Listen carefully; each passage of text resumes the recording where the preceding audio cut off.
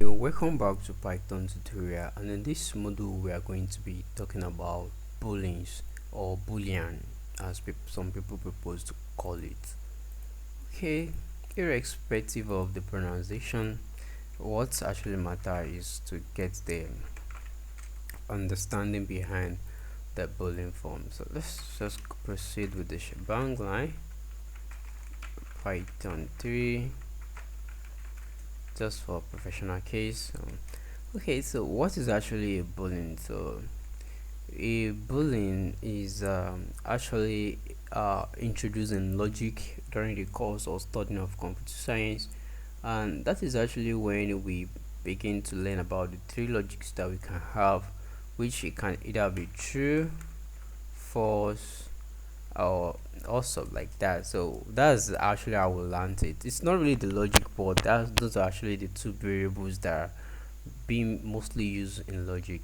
So we're talking about boolean. Boolean is actually an expression that return either only true or false. So you think of this as a 0 or 1. So that's just the idea about boolean. So let's just create an expression. So we'd say express, so expression like that. So let's just say something 10 greater than 100. So this is actually a kind of a question now. So what I'm actually doing is that I'm asking a question: is 10 truly greater than 100? Oh my god, what do I do? Okay, that's nice. Is 10 truly greater than 100? And to actually confirm this, we can say print expression. So we can say go to the Python 3 boolean .py. So you can say is actually false, right? And that is what boolean is actually going to do for you. Let's check this out. So if you say is another expression, so I'm going to call expression 1 is 100 greater than 10, print expression 1, and that's actually going to be true, right? Okay, let's actually go about another expression. 2 is 10, so equal to 10. So this is how we do the write equal to in programming. So expression 2, let's run this very quick. Say true, that is actually true because 10 is equal to 10. So you get the idea of how a boolean actually works.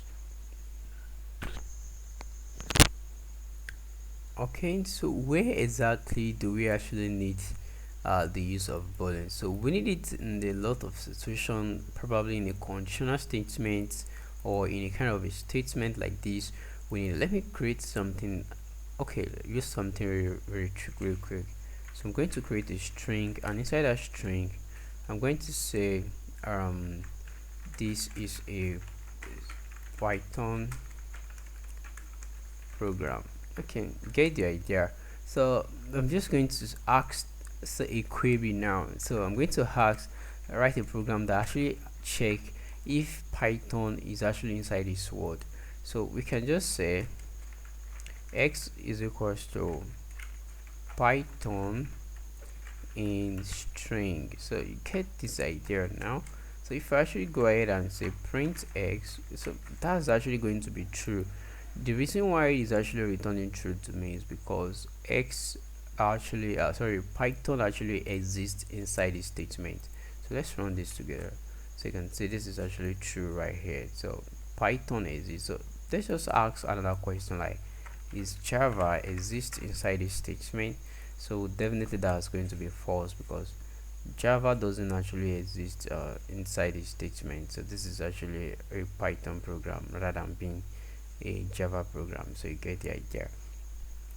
Another thing that we can do is that if we have a function, so don't worry if you actually don't know about function now, we're still going to get there very soon. So if you have a function like function, oh sorry, this is not JavaScript or the way I think of it. Sorry, if you have a function, it's okay. Check, what do we want to check? We actually want to check a string, or let me just say check s, so or check any number like that.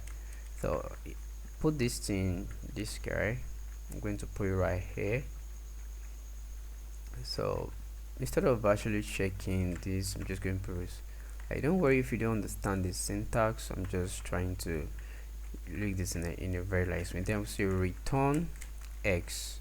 So definitely, if we try to call this function, so we can call the function by say check whatever we want to check inside our program. We can say, does the word program exist inside this string? So we know that definitely something returned back to us, so we are returning the value of x.